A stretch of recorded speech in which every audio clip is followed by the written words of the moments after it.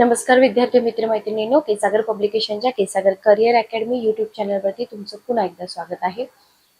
राज्यसेवा पूर्व परीक्षा, संयुक्त पूर्व परीक्षा, तुमची टीईटी परीक्षा आणि इतर सगळ्याच परीक्षांसाठी केसागर पब्लिकेशन तर्फे केसागर पब्लिकेशनच्या ऑफिशियल यूट्यूब चॅनलवरती आपण इथं मोफत लेक्चर सिरीज कंडक्ट करत आहोत। लक्षात घ्या, ही जी लेक्चर सिरीज आहे येणाऱ्या सगळ्याच परीक्षांसाठी उपयोगी आहे।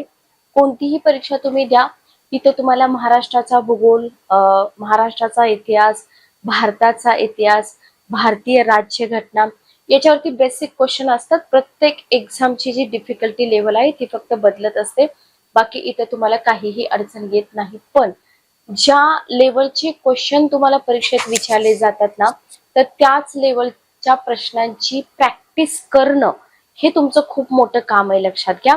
आणि म्हणूनच आपण इथं आपलं जे पुस्तक आहे, मी तुम्हाला प्रत्येक सेशन मध्ये आपलं पुस्तक दाखवत आहे, बघून घ्या।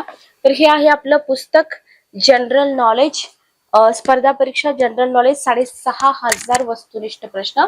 आता डायरेक्टली 6500 प्रश्न आहेत आणि या 6500 प्रश्नांमधून तुमची 30,000 प्लस प्रश्नांची तयारी होते, लक्षात घ्या। ठीक आहे, ओके। तर या गोष्टी थोड्याशा आपण इथे लक्षात ठेवायच्या आहेत। आता इथं जर आपण विचार केला की बाबा 6500 जे प्रश्न आहेत ते माझे कसे सोडवून होतील, तर लक्षात घ्या, फक्त टिक मार्क करून इथं पुढे जायचं नाहीये। फॉर एक्झाम्पल आता आपण टीईटी ची तयारी करतोय, तर टीईटी साठी तुम्ही जे स्टेट बोर्ड वाचता त्या स्टेट बोर्ड मधले जे काही कंटेंट आहे त्याच्यावरती बेस सगळे क्वेश्चन तुम्हाला या पुस्तकामध्ये मिळून जातील। सो हळूहळू तुम्ही हे जे क्वेश्चन सेट आहेत ना, हे क्वेश्चन सेट तुम्ही कंप्लीट करू शकता। ठीक आहे, ओके। चॅनलवरती नवीन असाल चॅनलला सबस्क्राईब करा, बेल नोटिफिकेशन ऑन करा, म्हणजे लेक्चरचे जे नोटिफिकेशन आहे तुमच्यापर्यंत वेळेवर पोहोचतील। ओके, चला। तर आजचा आपण जो सेट आहे या पुस्तकातला, हा सेट आपण कंटिन्यू करूया। तर 41 पर्यंत क्वेश्चन आपण घेतले होते। नेक्स्ट क्वेश्चन बघा, भूगोल हा जो विषय आहे ना, टीईटी ला खूप जास्त मार्काला विचारला जातो, लक्षात घ्या। भूगोल विषय टीईटी ला जास्त मार्काला विचारला जातो। ठीक आहे, तुम्हाला इथे क्वेश्चन दिलेला आहे, खाली काही स्थानिक उष्ण वाऱ्यांची नावं, स्थानं यांच्या जोड्या दिलेल्या आहेत, त्यापैकी कोणती ऑब्लिक कोणत्या जोड्या चुकीच्या आहेत, असं तुम्हाला क्वेश्चन विचारलंय। पहिला ऑप्शन आहे फॉन आल्प्स पर्वत, चिनूक रॉकी पर्वत, सॅन्टा अॅनास रॉकी पर्वत, खामसिन सौदी अरेबिया। 42 नंबरचा क्वेश्चन बघा, उत्तर काय येईल बघा, 42 नंबरचा क्वेश्चन। ठीक आहे, चल। तर इथं तुम्हाला चुकीच्या जोड्या विचारलेल्या आहेत, वाऱ्यांचे जे प्रकार आहेत त्याच्यावरती हा क्वेश्चन आहे, लक्षात घ्या। इथं जर आपण बघितलं तर स्टेट बोर्डामध्ये तुम्हाला याचे चार्ट वगैरे मिळून जातील, स्टेट बोर्डाच्या नोट्स आहेत, मायक्रो नोट्स तुम्ही स्टेट बोर्डाच्या सतत रिवाइज केल्या पाहिजेत, हे लक्षात ठेवा। तर बघा, फॉन जे आहे ना, फॉन हे जे उष्ण वारे आहेत, स्थानिक उष्ण वारे, तर हे आल्प्स पर्वतामध्ये वाहतात, बरोबर आहे, आल्प्स पर्वतामध्ये वाहतात। चिनूक वारे रॉकी पर्वतामध्ये वाहतात, सॅन्टा अनास रॉकी पर्वत, खामसिन सौदी अरेबिया, इथपर्यंत बरोबर आहे। ठीक आहे, ओके। सेमून हे जे वारे आहेत ना, हे चीन मध्ये वाहत नाहीत, लक्षात घ्या। सेमून हे जे वारे आहेत हे चीन मध्ये वाहत नाहीत, मग कुठं वाहतात, ही जोडी चुकीची आहे। पाचवा ऑप्शन जो आहे तो चुकीचा आहे। बघा, प्रत्येक सेशन मध्ये मी तुम्हाला काहीतरी काम देते, ते तुम्ही काम करा, किंवा तुम्ही स्वतःला थोडंसं अनालिसिस करा स्वतःच, की बाबा मला या चुकीच्या प्रश्नांची उत्तरं शोधता येतात का, मी तेवढा स्टेट बोर्डाचा अभ्यास केलाय का। तर हे क्वेश्चन तुम्ही स्वतःला विचारा, जर येत नसतील तर स्टेट बोर्डाच्या मायक्रो नोट सतत रिवाइज करा, लक्षात घ्या, त्याच्याशिवाय पर्याय नाही, ऍटलीस्ट टीईटीला तरी। ओके, चला। नेक्स्ट क्वेश्चन बघा, पुढचा प्रश्न आहे, रोगट हवामानामुळे कांगोच्या खोऱ्यात, बघा, रोगट हवामानामुळे कांगोच्या खोऱ्यात राहणाऱ्या पिग्मी लोकांचं आयुर्मान अतिशय कमी आहे। कांगोचे खोरे खालीलपैकी कोणत्या भौगोलिक प्रकारच्या प्रदेशात मोडते। क्वेश्चन बघा, कांगोचे खोरे कोणत्या भौगोलिक प्रकारच्या प्रदेशात मोडते। जगाच्या भूगोलामधून पण क्वेश्चन येतात। आता जगाचा भूगोलाचा आवाका तर खूप मोठा आहे, त्याच्यातून काय करायचं आणि काय सोडून द्यायचं हे खूप महत्वाचं आहे। तर इथं पहिला ऑप्शन आहे भूमध्य सागरी हवामानाचा प्रदेश, विषुववृत्तीय घनदाट अरण्याचा प्रदेश, ध्रुवीय किंवा टुंड्रा प्रदेश, सूचीपर्णी वृक्षांच्या अरण्याचा प्रदेश। उत्तर काय येईल बघा, रोगट हवामानामुळे कांगोच्या खोऱ्यात राहणाऱ्या पिग्मी लोकांचं आयुर्मान अतिशय कमी आहे। पिग्मी लोकांवरती याच्या अगोदर पण क्वेश्चन आलेला आहे किंवा तुम्हाला विचारलं जाऊ शकतं की पिग्मी लोक कोणत्या खोऱ्यामध्ये राहतात, तर कांगोच्या खोऱ्यामध्ये राहतात. उत्तर काय येईल बघा, उत्तर आहे डी ऑप्शन, बरोबर. तर इथं सूचीपर्णी वृक्षाच्या अरण्याचा प्रदेश आहे, ठीक आहे, रोगट हवामान आहे. आता इथं अरण्याचा प्रदेश असल्यामुळे इथं रोगट हवामान दिसतं, लक्षात घ्या. ओके, नेक्स्ट क्वेश्चन बघा, 44 नंबरचा क्वेश्चन. खाली काही उष्ण वाऱ्यांचे प्रकार दिलेत, त्यांची स्थानं यांच्या जोड्या दिलेल्या आहेत. त्यापैकी कोणती जोडी विसंगत आहे असं तुम्हाला म्हटलंय. पहिला ऑप्शन आहे सेमून. पाठीमाग आपल्याला सेमून साठी चीन दिलं होतं, ते चुकीचं होतं. सेमून इराण, झोंडा अर्जेंटिना, हर्मॅटन पश्चिम आफ्रिका आणि बोरा ग्रीस. काय येईल उत्तर बघा. 44 नंबरचा क्वेश्चन मी वेळ देते तुम्हाला. बघा आता पाठीमागचं करेक्शन इथं तुमचं होऊन जाईल, म्हणूनच या पुस्तकाचं इम्पॉर्टन्स खूप जास्त आहे. तर सेमून इराण बरोबर आहे, ठीक आहे. सेमून हे चीन मधून वाहत नसून इराण मधून वाहतात. झोंडा अर्जेंटिना बरोबर आहे. हर्मॅटन पश्चिम आफ्रिका बरोबर आहे. आता बोरा हे जे वारे आहेत हे ग्रीस मधून वाहत नाहीत. बोरा हे जे वारे आहेत हे ग्रीस मधून वाहत नाहीत. आता पुन्हा अगेन तुमच्यासाठी क्वेश्चन की मग कुठून वाहतात. Okay, clear. खाली त्याचा आन्सर तुम्हाला मिळून जाईल, लक्षात ठेवा, याच्यावरती कन्फर्म क्वेश्चन असतात. खाली काही स्थानिक शीत वारे आणि त्यांची स्थाने यांच्या जोड्या दिलेल्या आहेत. कोणत्या जोडीचा त्याच्यामध्ये समावेश करता येणार नाही असं तुम्हाला विचारले. स्ट्रोल फ्रान्स, बोरा ग्रीस, पॅम्पारास अर्जेंटिना, सदर्न ब्रस्टर ऑस्ट्रेलिया आणि सेमून इराण. 45 नंबरचा क्वेश्चन बघा. 45 नंबरचा क्वेश्चन, चला. स्थानिक शीत वारे आणि त्यांची स्थान, तुम्हाला शीत आणि उष्ण दोन्ही लक्षात ठेवायचं आहे, बरोबर.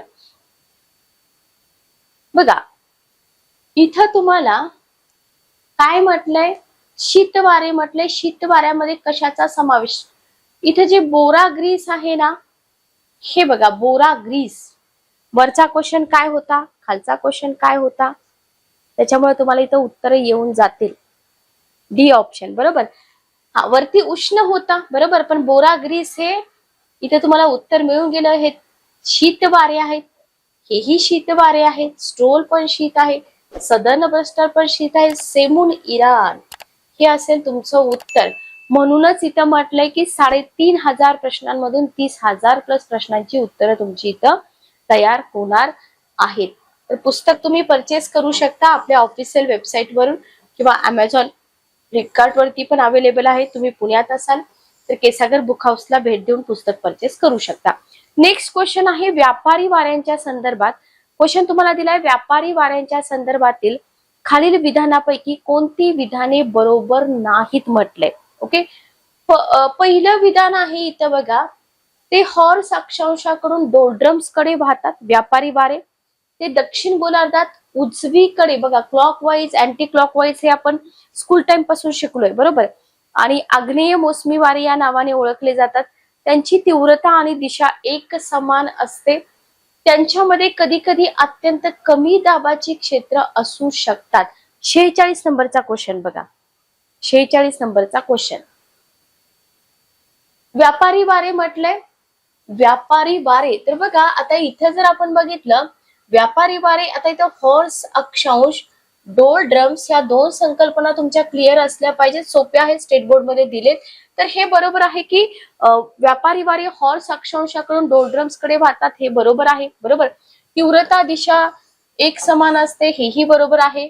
कधी कधी अत्यंत कमी दाबाची क्षेत्र तयार होतात, हेही बरोबर आहे. पण दक्षिण गोलार्धामध्ये ते उजवीकडे वळतात का, क्लॉकवाईज वळतात का अँटी क्लॉकवाईज वळतात, मग त्यांना मोसमी वारे म्हटलं जातं का, तर हे विधान इथं चुकीचं आहे.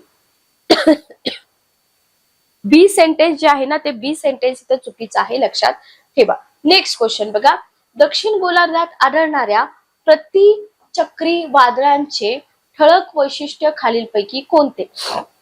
दक्षिण गोलार्धात आढळणाऱ्या प्रतिचक्री वादळाचे ठळक वैशिष्ट्य खालीलपैकी कोणते. 47 नंबरचा क्वेश्चन बघा. तर हवा चक्राकार मार्गाने वाहते का.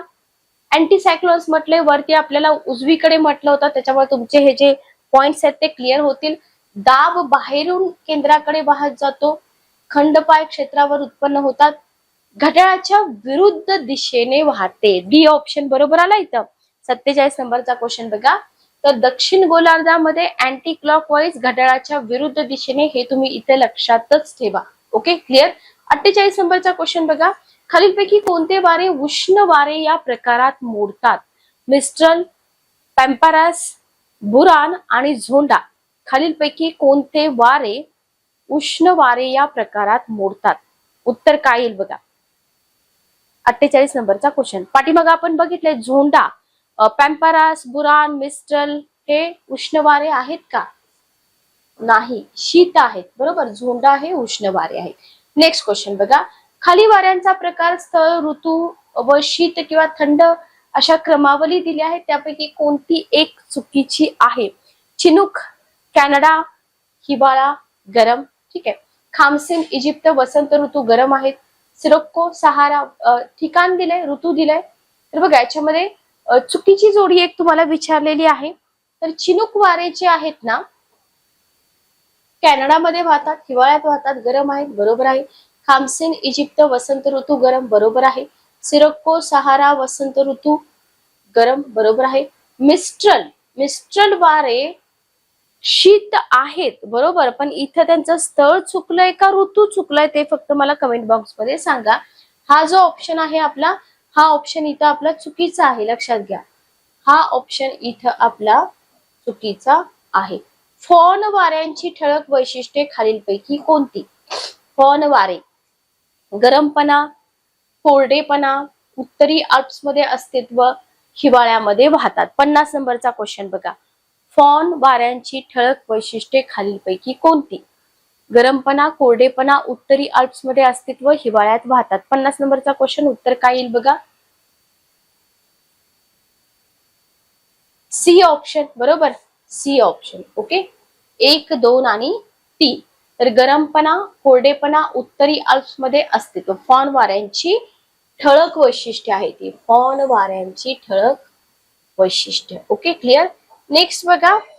वाऱ्यांच्या वेगावर खालीलपैकी कोणत्या बाबींचं नियंत्रण असतं?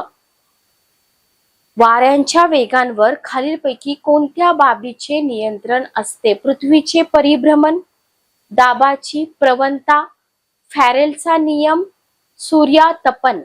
51 नंबरचा क्वेश्चन बघा. 51 नंबरचा क्वेश्चन.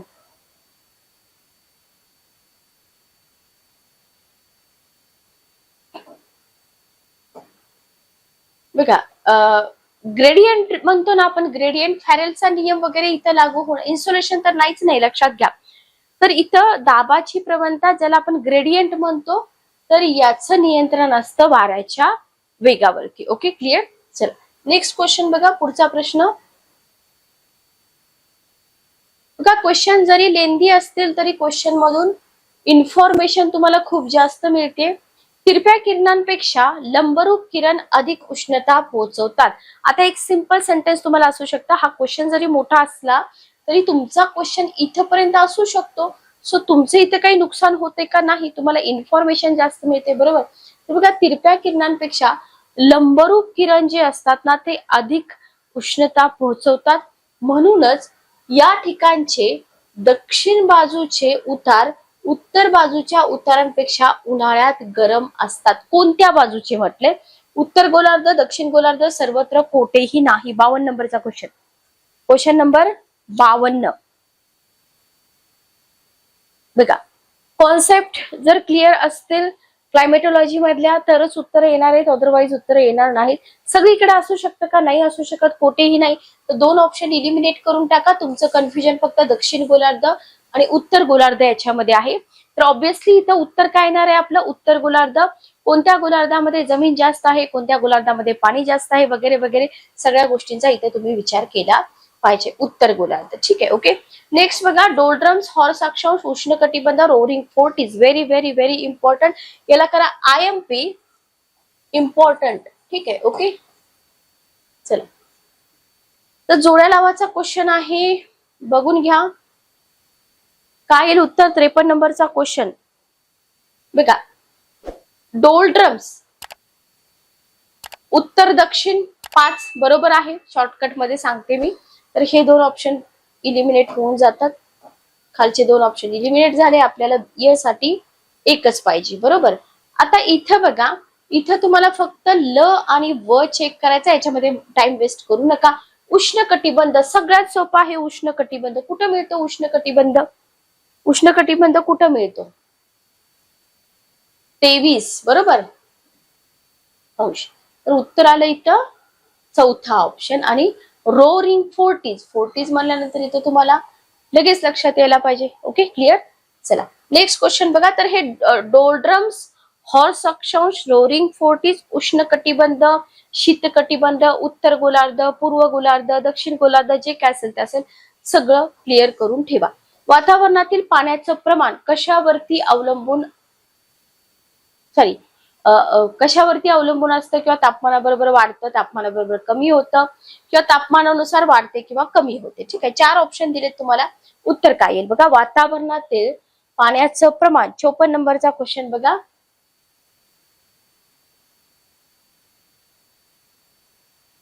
तापमानावर अवलंबून नसतं असं होईल का? नाही होणार. बरोबर, वाढत्या तापमानाबरोबर वाढतं. बरोबर, ओके. कसं? ग्लेशियरचा एक मुद्दा तुम्ही ऐकला असेल. ग्लेशियर काय म्हणतात, जास्त तापमानामुळे पिघळत आहेत असं तुम्ही वाचलं असेल. बरोबर, सिंपल एक्झाम्पल मी तुम्हाला देते इथं. तर वातावरणातील पाण्याचं प्रमाण वाढत्या तापमानाबरोबर वाढतं. वातावरणाच्या वरच्या भागात काही ठिकाणी आढळणारे अति वेगवान वारे म्हणजे काय? चक्रीवादळ, सायक्लॉन, प्रतिचक्रीवादळ, अँटी सायक्लॉन, जेट स्ट्रीम. 55 नंबरचा क्वेश्चन बघा. 55 नंबरचा क्वेश्चन. आता काही विद्यार्थ्यांचा अभ्यास पूर्ण झाला असेल त्याच्यामुळं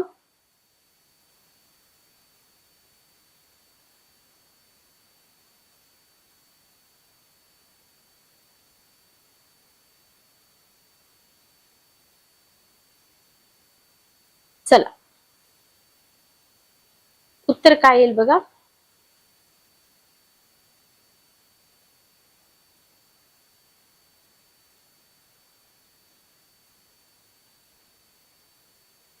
पंचावन्न नंबरचा क्वेश्चन आन्सर नंबर सी. बरोबर, जेट स्ट्रीम. आता आपल्याला जेट स्ट्रीम म्हणजे फक्त काय आहेत इतकंच पुस्तकातून करायचं आहे, बाकी त्याची मेकॅनिझम वगैरे करायची गरज नाही. नेक्स्ट क्वेश्चन बघा 56 नंबरचा. खालील जोड्यांपैकी चुकीची जोडी ओळखा. टायफून, चीनचा समुद्र. आता ही चक्रीवादळ असतात ना, या चक्रीवादळांना नाव देण्याची एक परंपरा आहे, लक्षात घ्या. ते कसं दिलं जातं वगैरे ते तुम्हाला विचारणार नाही. जर करंट अफेअर्स मध्ये कुठले चक्रीवादळ आलं असेल रिसेंट मध्ये तर ते तुम्हाला विचारलं जाऊ शकतं. आणि थेरॉटिकल तुम्हाला ह्या चक्रीवादळांची नावं विचारली जाऊ शकतात. टायफून, चीनचा समुद्र, टोर्नॅडो, अमेरिकेचा मध्य पूर्व भाग, हरिकेन, वेस्ट इंडिज, विली कॅनडा. चुकीची जोडी तुम्हाला विचारलेली आहे. 56 नंबरचा क्वेश्चन. जेवढे विद्यार्थी लाईव्ह आहेत फटाफट आन्सर देण्याचा प्रयत्न करा. चला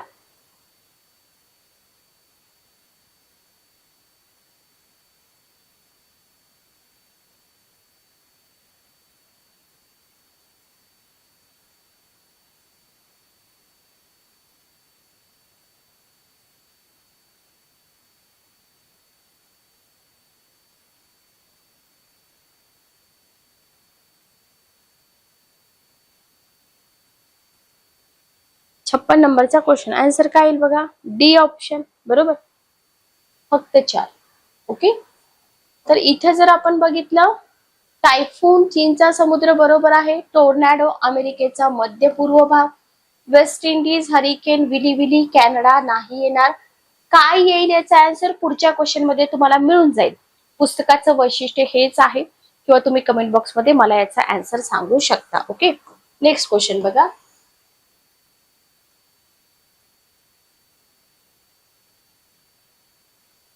खालीलपैकी कोणती एक जोडी चुकीची आहे ते सांगा. आर्द्र वाऱ्यांची वाट अडविणाऱ्या डोंगर रांगांमुळे पडणारा पाऊस, रिलीफ रेनफॉल. बरोबर आहे का बघा, याच्यावरती क्वेश्चन येतात. हवेतील प्रवाहांच्या उभ्या हालचालीमुळे पडणारा पाऊस, ओरोग्राफिक रेनफॉल. ओके. गरम व आर्द्र हवा थंड हवेच्या वर जाऊ लागल्यामुळे पडणारा पाऊस, सायक्लॉनिक रेनफॉल. ओके. आणि पाऊस आणणाऱ्या वाऱ्यांची वाट डोंगराने अडवल्यामुळे पाऊस न पडणे, रेन शेड एरिया. चला 57 नंबरचा क्वेश्चन बघा. 57.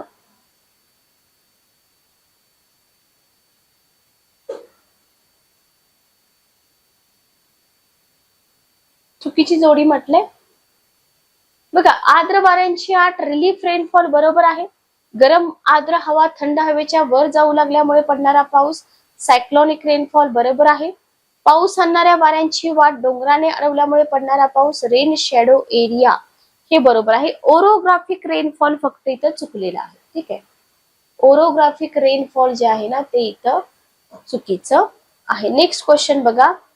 फ्रॉस्ट तयार होण्यासाठी काय असावं लागतं? हिम किंवा फ्रॉस्ट तयार होण्यासाठी मोकळे आकाश असावे लागते. वारा अत्यल्प असणे किंवा मुळीच नसणे आवश्यक असते. सापेक्ष आर्द्रता कमी असावी लागते. हवेचं तापमान 0 डिग्री किंवा त्याहून कमी असावं लागतं. 58 नंबरचा क्वेश्चन.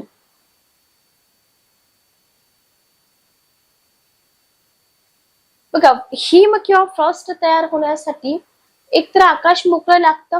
ठीक आहे. वारा अत्यल्प किंवा मुळीच नसणं आवश्यक असतं. आर्द्रतेचा काही प्रश्न नाही. हवेचं तापमान 0 हा सगळ्यात महत्वाचा आहे बघा मुद्दा. चौथ्यावरनं तुम्ही उत्तर काढू शकत होतात. फक्त एक ऑप्शन एलिमिनेट होत होता. ठीक आहे. पण हे महत्वाचं होतं, हे लक्षात ठेवा. नेक्स्ट बघा. खाली ढगांचे प्रकार दिलेले आहेत. त्यापैकी कोणता एक प्रकार स्वच्छ व चांगली हवा दर्शवत नाही? स्टेट बोर्डामध्ये तुम्हाला ना याच्या इमेजेस पण दिलेले आहेत. सिरस, क्युम्युलस, ॲटोक्युम्युलस, क्युम्युलोनिंबस. काय म्हणतात त्याला, उंचीनुसार तुम्हाला ढगांचे प्रकार तिथे दिलेले आहेत. तर इथे तुम्हाला विचारलंय की स्वच्छ आणि चांगली हवा दर्शवत नसलेला ढगाचा प्रकार विचारलाय तुम्हाला. ठीक आहे. बघा, सिरस, क्युम्युलस, ॲटोक्युम्युलस हे सगळे दर्शवतात. क्युम्युलोनिंबस स्वच्छ आणि चांगली हवा दर्शवत नाही. लक्षात ठेवा. Okay, clear? चला.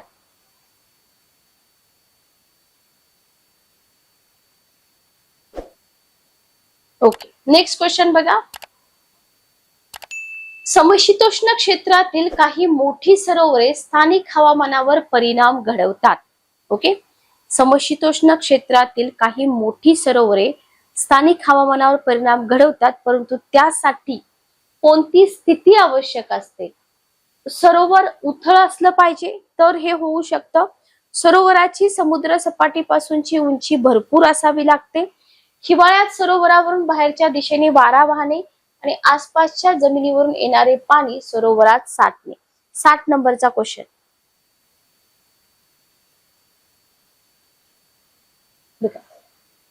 आता इथं बघा, जर सरोवराची उंची, आता उंचीचा काही प्रश्न येईल का सांगा मला? नाही. बघा, इथं काय म्हटलंय तुम्हाला, जर हिवाळ्यात सरोवरावरून बाहेरच्या दिशेने वारा वाहत असेल, ठीक आहे, तर हवामानावर परिणाम घडवते. ओके. उथळ असणे वगैरे हे मुद्दे इथे येतील का? नाही येणार. नेक्स्ट बघा. ध्रुवीय समुद्रांचे पाणी गोठते तेव्हा त्यातील मीठ पृष्ठभागावर एक थर तयार करते. समुद्रात तळाशी खोलवर साठते. तळाशी खोलवर जाऊन संचयित होते. काही प्रमाणात गोठते तर काही तळाशी राहते. ध्रुवीय म्हटलंय. ध्रुवीय म्हटल्यावर काय येणार आहे? खोलवर साठणार ना तळाशी, बरोबर. उत्तर काय येईल तुमचं? तळाशी खोलवर साठते. Okay, clear? नेक्स्ट क्वेश्चन बघा. पुढचा प्रश्न.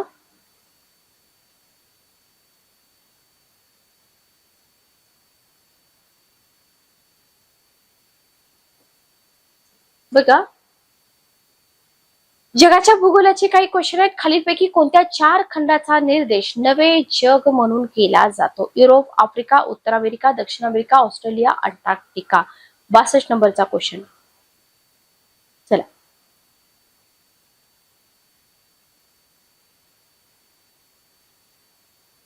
नवीन जग. आता नवीन जगामध्ये इथे तुम्हाला काय करायचंय? फक्त आफ्रिका आणि युरोप मायनस करायचंय. उत्तर अमेरिका, दक्षिण अमेरिका, ऑस्ट्रेलिया, अंटार्क्टिका. उत्तर काय आलं तुमचं? C option. 3, 4, 5, 6 स्टेट बोर्डामध्ये सगळं कंटेंट दिलेलं आहे. आशिया खंडाच्या ईशान्य भागातील कामचाटका हे काय आहे? आशिया खंडाच्या ईशान्य भागातील कामचाटका हे एक डॅश डॅश आहे. पर्वत शिखर, बेट, पठार, द्वीपकल्प. 63 नंबरचा क्वेश्चन. आशिया खंडाच्या ईशान्य भागातील कामचाटका हे एक डॅश डॅश आहे. पठार आहे, काय आहे? द्वीपकल्प आहे. बरोबर. ओके, द्वीपकल्प आहे, पेनिन्सुला. आशियातील सीर दर्या आणि अमू दर्या या नद्या खालीलपैकी कोणत्या समुद्राला मिळतात? जगाचा भूगोल खूप वास्ट आहे, लक्षात घ्या. तैग्रिस नदी, अरल नदी, अरबी समुद्र, भूमध्य समुद्र. 64 नंबरचा क्वेश्चन. अरल समुद्र. बरोबर. अरबी तर इथे इलिमिनेटच होणार आहे, लक्षात घ्या. खालीलपैकी कोणत्या नदीचा निर्देश इराणच्या पठारावर लुप्त होणारी नदी म्हणून करता येईल? हेलमंद, तैग्रिस, युफ्राटिस, मेकॉंग. 65 नंबरचा क्वेश्चन. खालीलपैकी कोणत्या नदीचा निर्देश इराणच्या पठारावर लुप्त होणारी नदी म्हणून करता येईल? हेलमंद. उत्तर काय येईल? हेलमंद. बरोबर आहे का बघा, हेलमंद. ओके. भारतीय उपखंडातील गंगा, ब्रह्मपुत्रा, गोदावरी, कृष्णा आणि इरावती या नद्या कोणत्या समुद्रास, उपसागरास वा महासागरास मिळतात? 66 नंबरचा क्वेश्चन.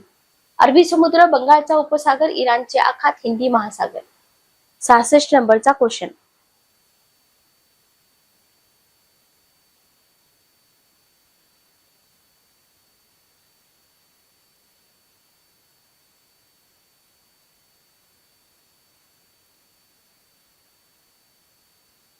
चला, उत्तर काय येईल बघा, 66 नंबरचा क्वेश्चन.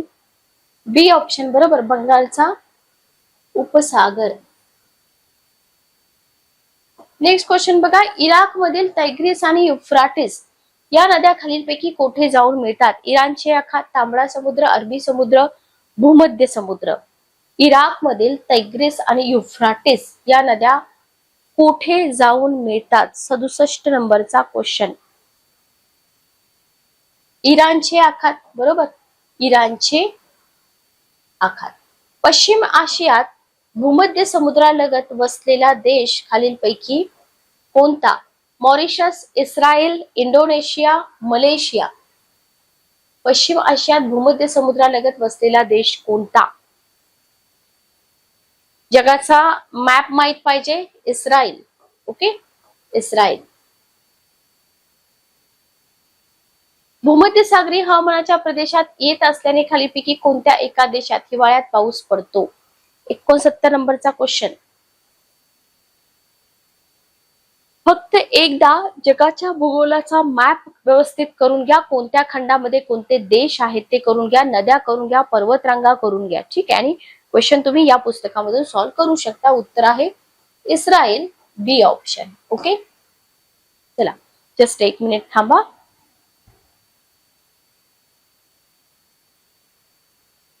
चला, नेक्स्ट क्वेश्चन बघा. पुढचा प्रश्न.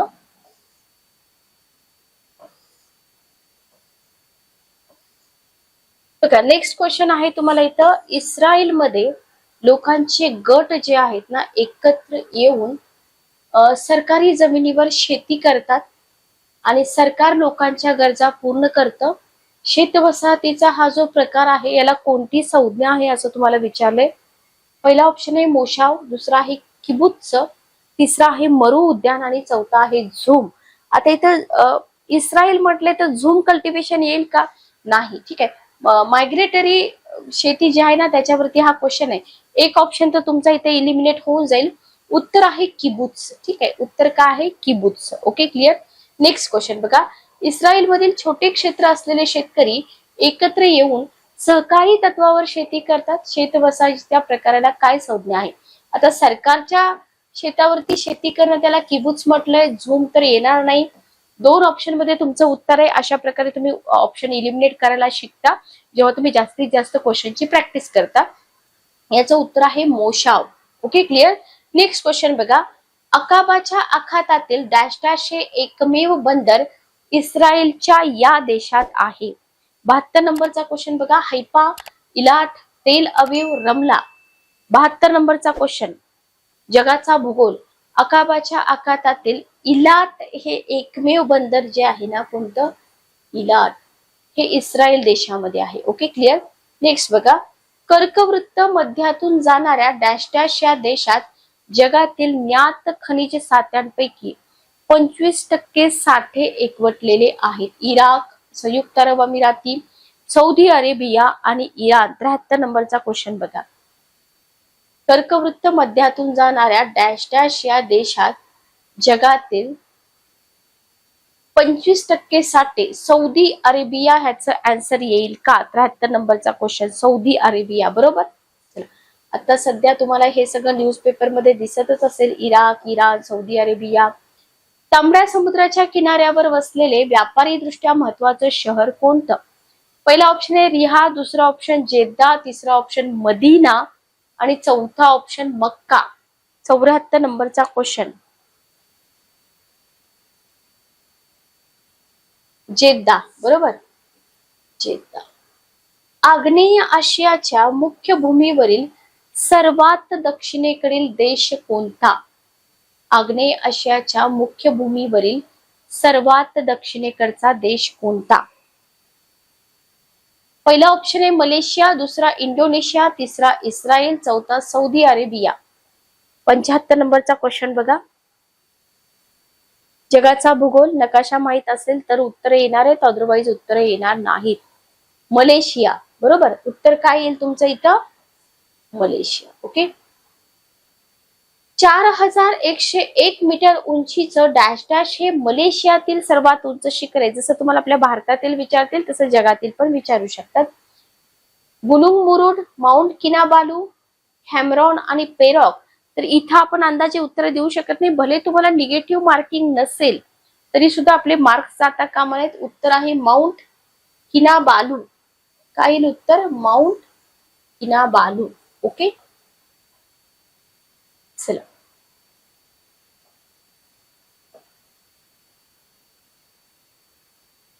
नेक्स्ट क्वेश्चन बघा. पुढचा प्रश्न. मलेशियामधील वनामध्ये आढळणारे वैशिष्ट्यपूर्ण वानर कोणते? गोरिला, एप, ओरांग ओटांग आणि चिंपांझी. मलेशियामध्ये वनामध्ये जे आढळणारं वानर आहे ते चिंपांझी. तर इथं तुमचं इझिली इलिमिनेट होऊन जाईल. बरोबर. उत्तर काय येईल तुमचं? Orangutan. Okay. Clear. Next question बघा. 78 नंबरचा क्वेश्चन तुम्हाला दिलाय की या शहराला मलेशियाची आर्थिक राजधानी म्हणून ओळखलं जातं. कोणत्या शहराला मलेशियाची आर्थिक राजधानी म्हणून ओळखलं जातं?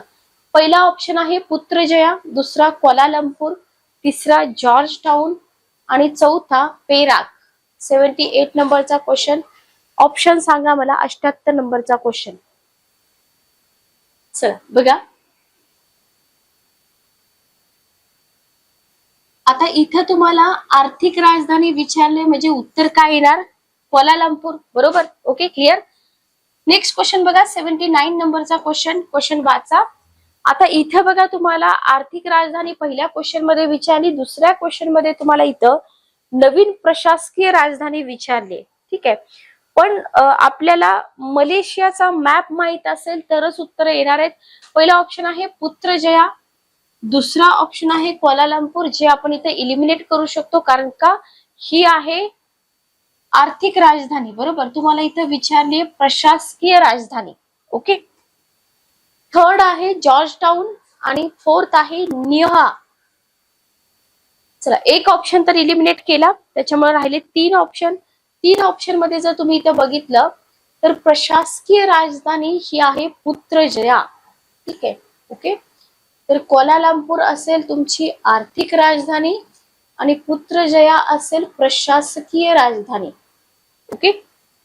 नेक्स्ट क्वेश्चन तुम्हाला मलेशिया बद्दलच आहे पण निर्यातीच्या बाबतीत आहे. जसं की आपण आपल्या भारतातील उद्योगधंदे, शेती, पीक प्रकार करतो अगदी तशाच पद्धतीने तुम्हाला इथं मलेशिया जगामध्ये काय सगळ्यात जास्त निर्यात करतं? कथील, रबर, पाम तेल का नारळ? 80 नंबरचा क्वेश्चन. कथील, रबर, पाम तेल, नारळ. चला ऑप्शन नंबर 3 आहे आपलं उत्तर पाम तेल. ओके. जपान अनेक बेटांपासून बनलेला देश असला तरी त्यातील 4 बेट प्रमुख मानली जातात, खालीलपैकी कोणत्या बेटाचा त्यात समावेश होत नाही? होक्काइडो, होन्शू, शिकोकू, क्युशू आणि सारावाक. जपान मधल्या बेटांवरती तुम्हाला क्वेश्चन आहे बघा. जपान अनेक बेटांपासून बनलेलं आहे, पण 4 प्रमुख बेट तुम्हाला इथं विचारले. काय येईल उत्तर बघा. बघा जपानमध्ये ना क्युशू हे जे बेट आहे ना, हे मुख्य बेट नाहीये, लक्षात घ्या. होन्शू आहे, होक्काइडो आहे, शिकोकू आहे आणि सारावाक पण आहे. फक्त होन्शू तुम्हाला इथे ऍड करायचं नाही. नेक्स्ट क्वेश्चन बघा. समुद्रातून मोती काढण्याच्या व्यवसायासाठी प्रसिद्ध असलेले डॅश डॅश हे श्रीलंकेतील भारताला सर्वाधिक जवळ असलेलं शहर कोणतं? जाफना, कॅन्डी, त्रिंकोमाली, तलाई मन्नार. 82 नंबरचा क्वेश्चन. तलाई मन्नार बरोबर. उत्तर काय आहे? तलाई मन्नार. ओके. खालीलपैकी कोणती विधाने आफ्रिका खंडाच्या संदर्भात लागू ठरतात? जगातील सर्वात मोठे वाळवंट या खंडामध्ये आहे. जगातील सर्वाधिक लांबीची नदी या खंडात आहे. जगातील 75% सोनं आफ्रिका खंडामध्ये मिळतं. खाणीमधून हिरे काढण्यासाठी हे खंड अग्रेसर आहे आणि सर्वाधिक बंदरं पण याच खंडात आहेत. क्षेत्रफळाच्या दृष्टीने जगातील 3ऱ्या क्रमांकाचा खंड आहे. क्षेत्रफळानुसार खंडांचा क्रम लावा असा क्वेश्चन तुम्हाला विचारला जाऊ शकतो. तर आता इथं जर आपण बघितलं तर जगातील मोठं वाळवंट आफ्रिका खंडामध्येच मिळतं. नदी मिळते. कोणती नदी मला फक्त नाव सांगा. 75% सोनं, हिरे हे बरोबर आहे. बाकी इथं 5 आणि 6 चुकीचं आहे. क्षेत्रफळानुसार खंडांचा क्रम लावा. रशिया असेल, आफ्रिका असेल, अमेरिका असेल, तर ते तुम्हाला एक्झाम मध्ये उतरता क्रम चढता क्रम या फॉर्मॅट मध्ये विचारलं जाऊ शकतं. ठीक आहे. ओके. त्याचं उत्तर आहे अ ऑप्शन. नेक्स्ट क्वेश्चन बघा. पुढचा प्रश्न.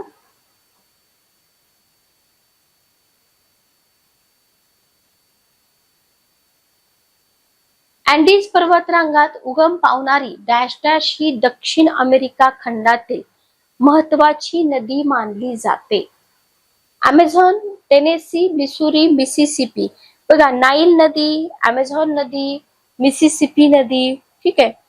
त्याच्यानंतर यांगत्से नदी यांच्यावरती क्वेश्चन विचारले जातात. जसं आपल्याला आपल्या भारतातील गंगा, ब्रह्मपुत्रा या ज्या मुख्य नद्या आहेत त्यांच्यावरती क्वेश्चन विचारले जातात, तसं जगाच्या भूगोलामध्ये तुम्हाला या नद्यांवरती क्वेश्चन विचारले जातात. उत्तर काय येईल बघा. 84 नंबरचा क्वेश्चन.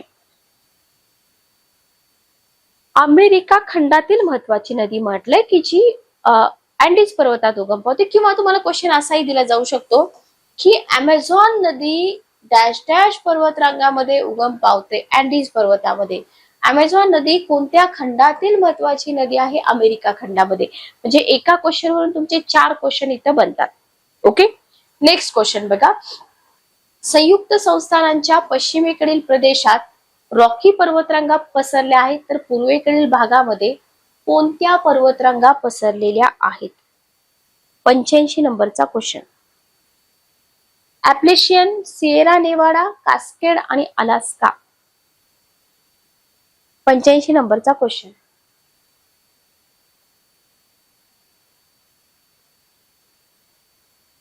ऍप्लेशियन बरोबर. उत्तर काय आहे? ऍप्लेशियन. ओके.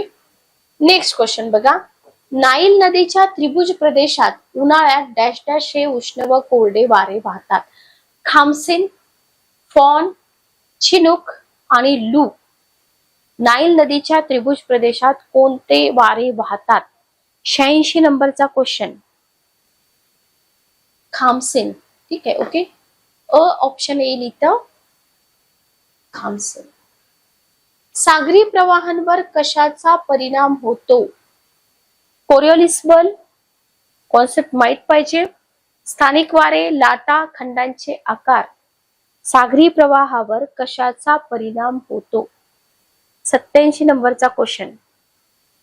ऑब्विसली कोरिओलिस बलाचा परिणाम होणार बरोबर. लाटांचा परिणाम होणार नाही, स्थानिक वाऱ्यांचा परिणाम होणार नाही, म्हणजे उत्तर येईल तुमचं अ ऑप्शन. 1 आणि 4 लाटा आणि स्थानिक वारे इलिमिनेट करून टाका. जिथं थंड आणि गरम सागरी प्रवाह एकमेकांना मिसळतात तेथे भरपूर मासे सापडतात. का असं होतं ते तुम्हाला विचारले.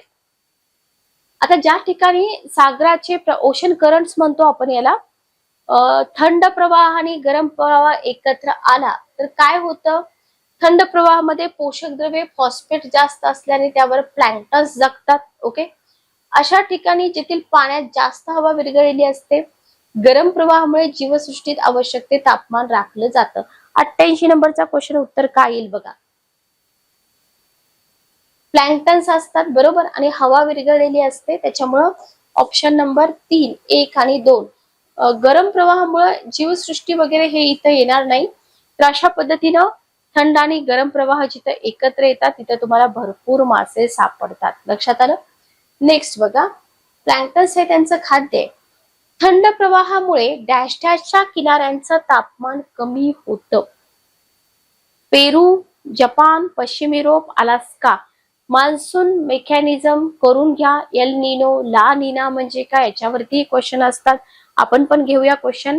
तर थंड प्रवाहामुळे पेरूच्या किनाऱ्याचं तापमान कमी होतं. आता अवकाळी पाऊस आपल्याकडे चालू आहे, त्याचं रिझन काय आहे ते तुम्ही शोधा.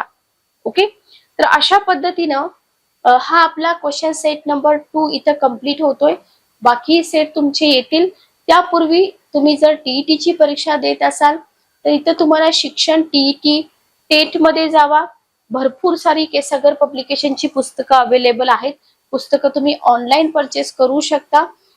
एक 8 दिवसामध्ये पुस्तक तुम्हाला मिळून जातं. थेरॉटिकल असेल, एमसीक्यू फॉर्मॅट मध्ये असतील, प्रिव्हियस इयरच्या क्वेश्चन पेपर असतील, भरपूर अशी पुस्तकं आपल्या पब्लिकेशनची अवेलेबल आहेत. डिस्क्रिप्शन बॉक्स मध्ये तुम्हाला पब्लिकेशनचा नंबर आहे, त्या नंबरवरती कॉल आणि मेसेज करू शकता. जर काही तुमचे डाऊट असतील तर तुम्ही विचारू शकता. सेशन कसं वाटलं कमेंट करून नक्की सांगा. भेटूया नेक्स्ट सेशन मध्ये. Good day, take care.